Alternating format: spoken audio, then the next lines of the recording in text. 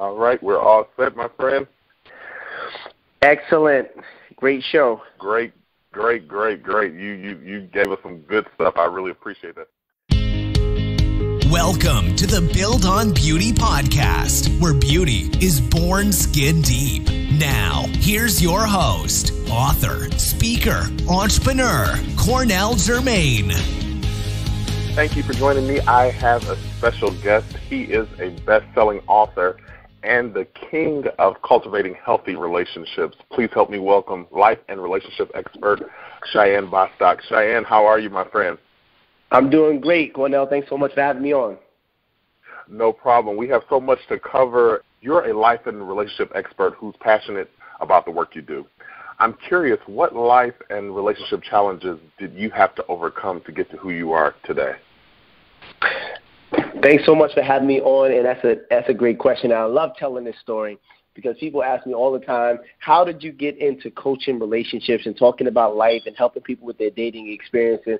And the bottom line is I failed at so many that my personal experiences has helped me to help other people avoid the same pitfall that I fell through.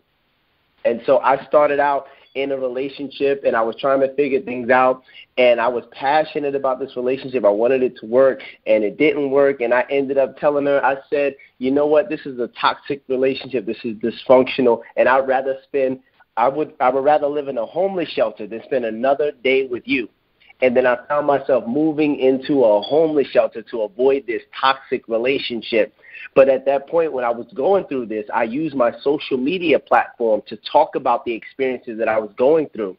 And wouldn't you know, every day, hundreds and thousands of people would flock to my Facebook page to talk about dating and relationships. And then I went on to create a blog about dating and relationships, and within 1 year, that blog had over 25,000 subscribers. And I was very clear that this was something that the people wanted. It was something that helped me feel good from helping other people, and I didn't get a dime from doing it in the beginning. I was just so passionate about doing this work because I knew it was making a difference in the lives of others. And I believe that when we experience something in life, that we have a duty and an obligation and a responsibility to give back and help other people to move forward and move up in whatever they're experiencing in their lives. So in other words, you took your pain and found your passion and ultimately your purpose, would you say? I turned my pain into purpose. That's what I did. Wow. Well, let's put a pin there and talk about that, because so many in this day and age are in search of purpose, and it can be vague for some people, you know, and sometimes they have a hard time filtering that process. Let's discuss purpose just in general for a minute. What's your perspective on this thing called purpose? Well, what you said just a moment ago is a lot of people are struggling with figuring out what their purpose is. I would argue that a lot of people are struggling with this because they're trying to figure it all out on their own, just like I was doing. And what we need to understand is that we can't figure out what our purpose is without talking directly to our Creator. Our Creator will help us to figure out exactly what we were called to do, what our purpose is here on this earth. And without connecting with the source, we'll be lost. So good. Well, just to be clear, does purpose always lend itself to financial gains or a profit, if you will? That's an excellent question, and that's what a lot of people are trying to figure out, but they're going after the profit before the purpose. And what they need to understand is that their purpose will lead them to the profit, because you'll get the purpose and connect with the people, and the people will release the funds that will turn into profit. Right, absolutely. Wow, so good. So let's dig into this dating thing. In your opinion, what is the purpose of dating? A lot of people get this one confused as well. I'm glad you asked this question. The purpose of dating is to entertain someone that you are already in a relationship with, or that you at least see as potential. Now, I know if you've seen or heard of people who are out on dates and they're trying to figure out if they're interested on the date. Now, that's easy for a woman to say, oh, yeah, I need to go out with you a few times to figure this out. But you and I know as a guy, that could be the difference between $150 to $200, something like that. And we don't have that kind of money to just be wasting for you to figure out whether you like me or not. You need to know before we go out on this date whether or not you're interested. So for men, we need to know from day one. And sometimes what men will do is they'll date just to get a woman in bed. And it works. If you take a woman out for drinks, take a woman out to dinner, chances are you're going to get her in bed sooner rather than later. But then you have to rewind and ask yourself, what is my purpose? Am I walking in my purpose? Am I dating with the purpose? Am I doing this just to get a woman in bed? Or am I trying to get a wife? Am I trying to get a life partner? Am I trying to build a legacy? And if you're trying to do the latter, you're not going to focus on what you can get short term. You're going to focus on the long-term investment. And that's what us men and women need to pay attention to is this worth my time? Am I walking in my purpose? Am I planning for the long term, or am I trying to get short-term victories? And if you're going after the short-term victories, you're not going to be satisfied. You're going to constantly be looking to be fed, constantly be looking for your next fix. And in the long run, you're not going to have the marriage that you want. You're not going to have the family that your heart desires. You're not going to have the peace because you're seeking something that lacks substance. Wow. Now, for women, I have to ask because, as you stated, in other words, many of us have been guilty of dating recklessly, because we've seen someone or got hooked up with someone by a friend or whoever, went out as a man, spent hundreds of dollars, and I know exactly what you're talking about. You spend all this money and with the intent of hopefully something coming of it, but nothing comes of it. But from a woman's perspective, how does she even get to the place where she's knows that, okay, this is something that I want to pursue? Does she kind of wait for him to lead it in, or what's that process like for her? So I have a dating manual for single women. That's the title, Dating Manual for Single Women, 30 Steps to Take Before a First Date. And in this dating manual, it shows women how to ask the right questions before accepting a date from a man. Because remember, I talked about purpose, and a woman is supposed to walk in her purpose as well. And if a woman is walking in her purpose, she can't afford to go out on a date with just anybody. Even if it's a free meal, her time is way too valuable to just go out on a date for a free meal. In fact, she should be able to afford her own meal. So when a guy comes and say, hey, I'm going to take you out to dinner, she's not jumping for joy because she's like, wait a minute, I can take my own self out on a date. I can take my own self out for drinks or for dinner. So when a guy steps to her, she has to be looking for real substance. And she should be asking the right questions to make sure that he is a man of substance. And that's what I provide in this dating manual, just in case there are women out there who don't know what to ask exactly. There are specific questions that will help get to the root of his character. And that's what's important in dating. Absolutely. And I want our listeners to go and purchase that book. But just off the top of your head, give us one question. Dating tip number 1. Are you physically attracted to him? Now, a lot of people, especially women, they'll try to convince their female friends, it's not important how he looks or if you're physically attracted to him. What matters is the inside. Garbage. That's nonsense. If you're dating with a purpose, if you're trying to get married, you need to be physically attracted to this person. You're going to be waking up to this person, going to sleep to this person, traveling with this person, going places in public with this person. You need to be physically attracted to this guy, ladies. So make sure you ask yourself this question. It's not even about just asking him questions. Ask yourself this question. Am I physically attracted to this guy? Because a lot of women will go out, like I said earlier, they will go out on a date with a guy just because the meal is free and they have nothing else to do. And what happens is, even though they're not physically attracted, they love the way he treats her. And so she'll lie to herself, since she has nothing else going on and all the other guys are treating her like garbage. She's like, oh, I like the way this guy treats me, and since I have nothing else going on, I'm just going to take advantage of this guy, knowing in her heart that it'll never work because she's not attracted.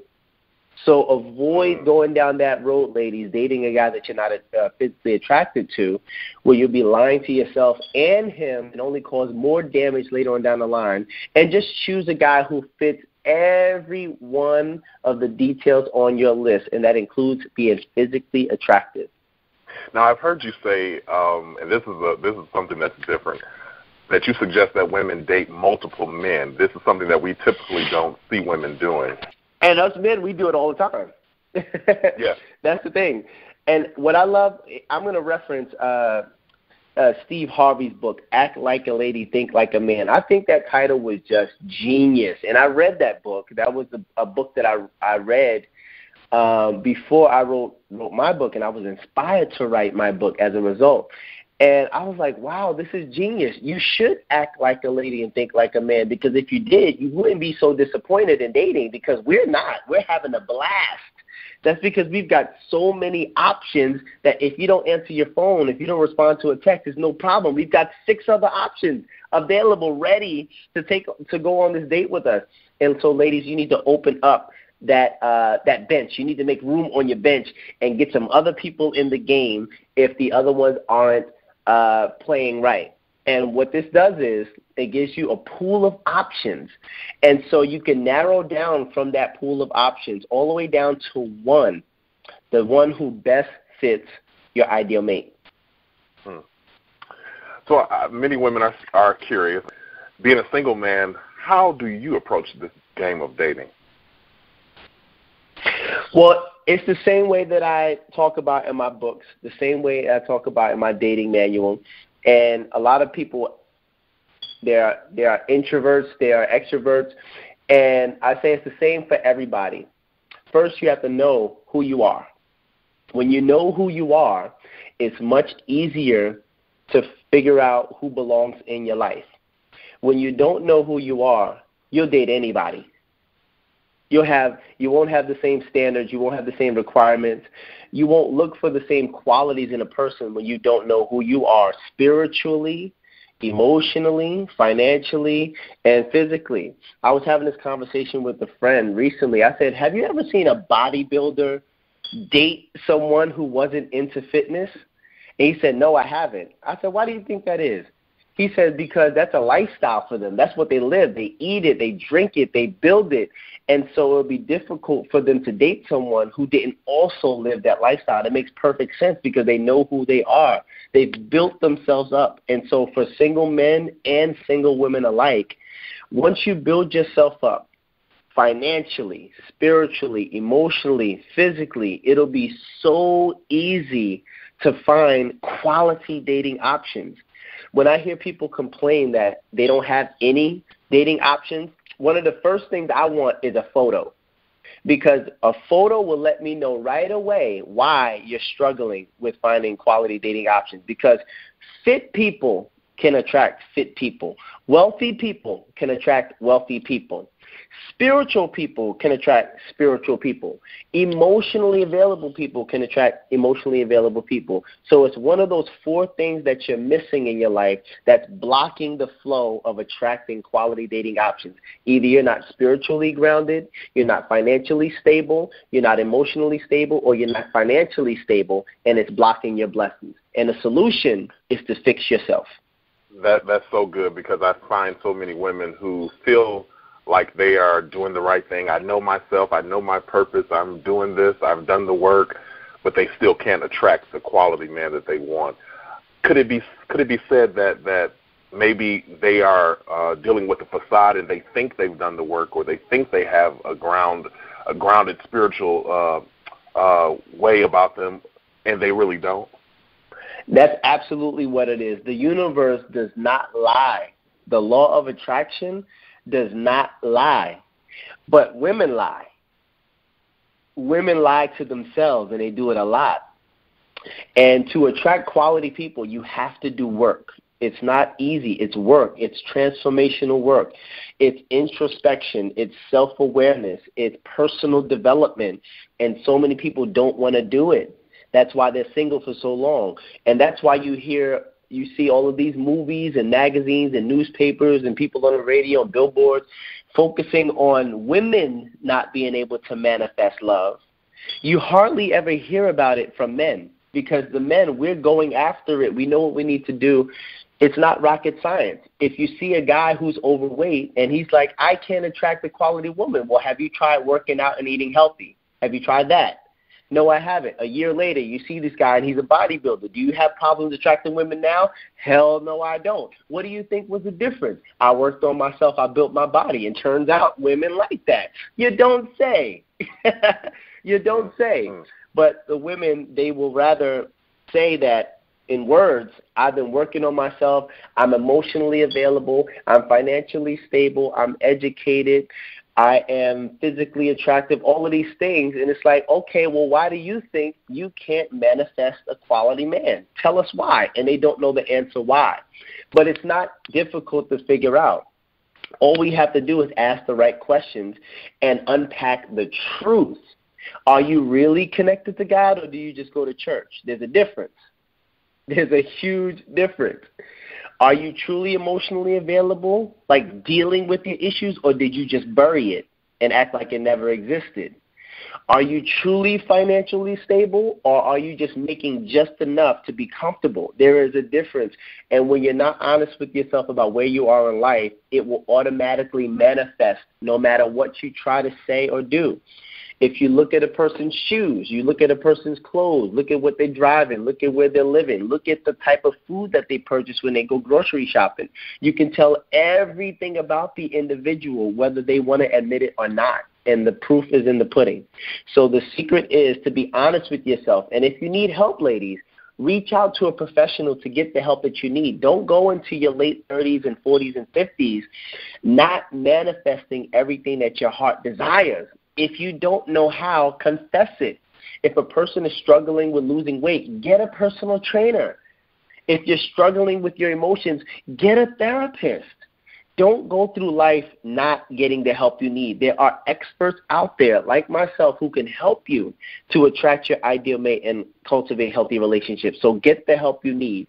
Swallow your pride, put your ego to the side, and ask for help.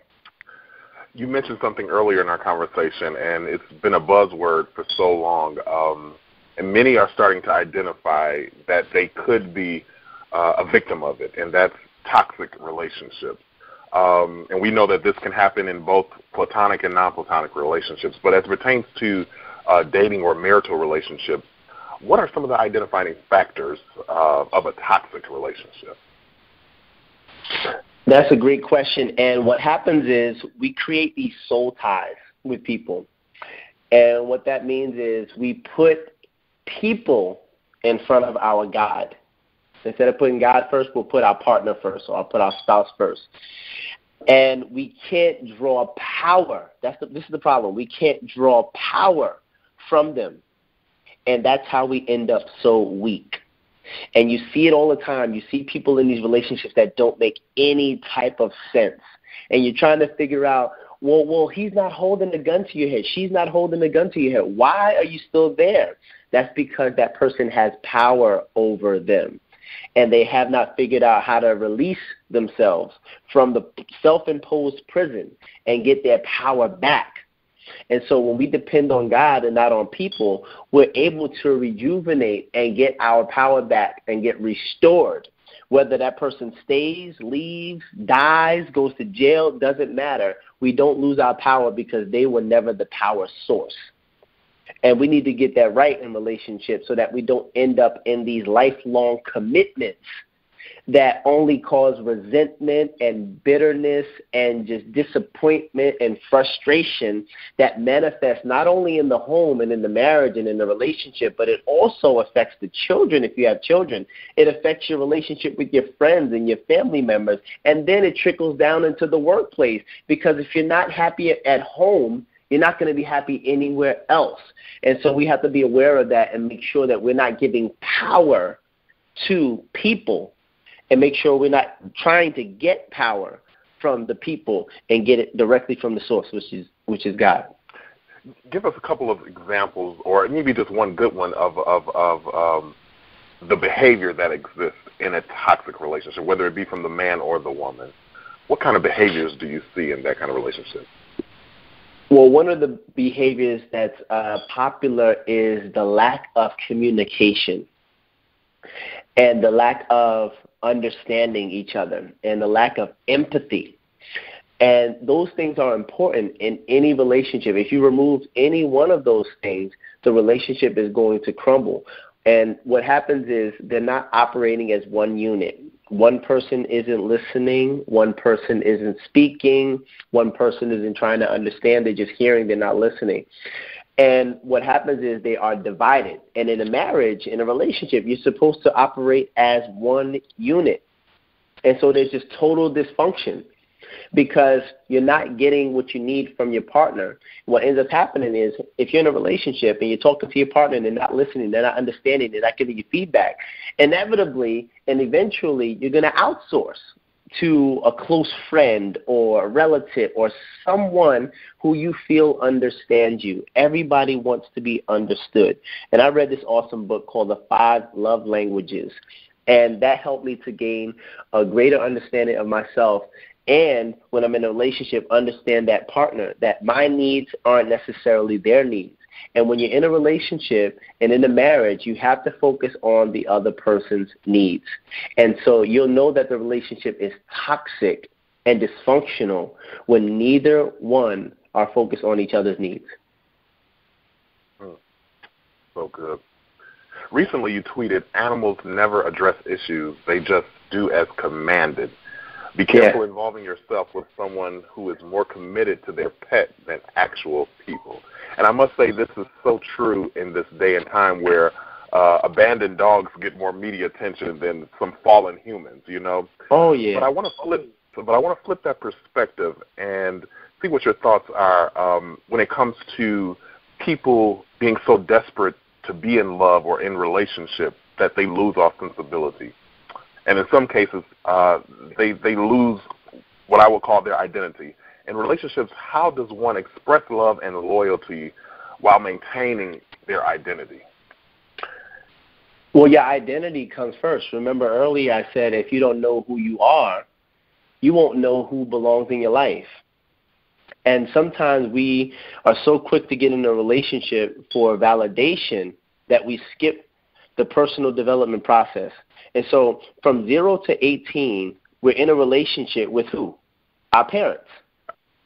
We're in a relationship, and we're doing what they say. We're being the person that they want us to be, and we have a warped sense of what our identity is. But what do we do as soon as we break up with our parents? We go to college, and then what do? We jump into another relationship without getting to know ourselves and figure out who we want to be, what we want to do, how we want to speak, how we want to act. And so then we have to get to know this other person, still skipping over the getting to know ourselves part. And then we call it love, but what it is desperation. And we're trying to get validated instead of validating ourselves first. And unfortunately, this happens later on in life for a lot of people after they've been scarred, after there have been children and all types of collateral damage. Now they want to take some me time. Now they want to abstain. Now they've had enough of getting burned, and they want to get to know themselves and do a soul search and take sabbaticals and all of this stuff, which is perfectly fine, and it's awesome, and it's therapeutic, and it's much needed for each individual. And once you figure out who you are and what your purpose is in life, you'll definitely, without a doubt, be able to discern who does not belong in your life and who never belonged in your life. And that'll make it easier for you to spot the one who deserves to be in your life. Now, you mentioned your book earlier, The Dating Manual, but let's talk about your book, Food, Sex, and Peace of Mind. For the longest, women have been asking me, what do men want? They're trying to figure us out. They're trying to get into our heads. Ultimately, they want to know, how can I get one man to settle down with me, never cheat on me, never leave me, never abandon me, never forsake me? And so I asked men, I said, hey, what would you need a woman to provide in order to get you to stick with her and be loyal? And ultimately, they said food, sex, and peace of mind. And I'm in full agreement with that, because if my wife gives me food, sex, and peace of mind, I am there every single night. No one can compete. She is the one and only woman for me. And so inside of this book, I show women the most important part of that equation, and that's negotiation. The power of negotiation. So if you know what the man wants, now you need to negotiate with him what he's willing to give you in exchange for food, sex, and peace of mind. And that's what I deliver inside this book. Now, I'm curious, as an expert, do you suggest women wait a particular length of time before they have sex? Absolutely, till marriage. And you have, ladies, for the ladies who are listening, think about the long-term goal. If he's truly the one, if he's the man God has for you, and if you're the woman God has for him, waiting 6 months to the marriage, 12 months, a year and a half, 2 years is nothing. He'll have you for a lifetime. You'll have him for a lifetime. If he's not willing to wait, chances are he's not the one. Now, there are a lot of people out there who are in relationships right now, and they believe in their heart that they're with the one, and they've already crossed the line of having sex. Don't fret. You can be restored. If you repent, you ask God for forgiveness, and you ask for restoration, and you don't go back to your old ways, and you wait until marriage, he can restore your union.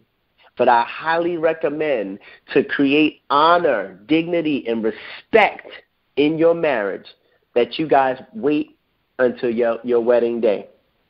As many may know, you are a single dad raising a wonderful son. In this climate of Me Too, Time's Up, sexual scandals, of black men in particular, how can we as black men recover and reaffirm the strength and love and loyalty that once was a mainstay in our community? We have to be better leaders. We can't skate around this. We can't dance around this. We have to be better leaders. God called us to be leaders. God called us to respect our women. But if you break down the word leader, what it's saying is lead her. And that's what we have not been doing. If you listen to the music out there, you watch the movies, and look everywhere in the magazine, we're disrespecting the women. Everywhere we turn, we're disrespecting the women. And now the women are outraged. They're throwing these guys in jail. Look at Bill Cosby. Look at all of these other people that are coming out, all of these different scandals. And it's time. I'm totally here for the Me Too movement until us men step up and start respecting these women. This could be my daughter. This could be my sister. This could be my mother. And I need men out there who are going to stand up for the women that I love and care about, and I'm going to be one of those men to stand up to. I appreciate it, and I join you in that effort, my friend. Cheyenne, thanks so much for joining the conversation. It's been a pleasure. Tell our listeners how they can get the book, connect with you, and all that good stuff. You all can get connected with me on my website, CheyenneBostock.com. That's CheyenneBostock. I'm on social media, Facebook, Instagram, Twitter, and all of that is available on my website as well. Also, catch me on YouTube every Friday for brand new videos on life, love, and relationships. Great. Thanks again, Shy. We'll talk real soon. Thanks so much. Have a good one. Well, this has been the Build on Beauty podcast, where beauty is born skin deep. I'm your host, Cornell Jermaine. Until next time, let your soul be made whole. Take care.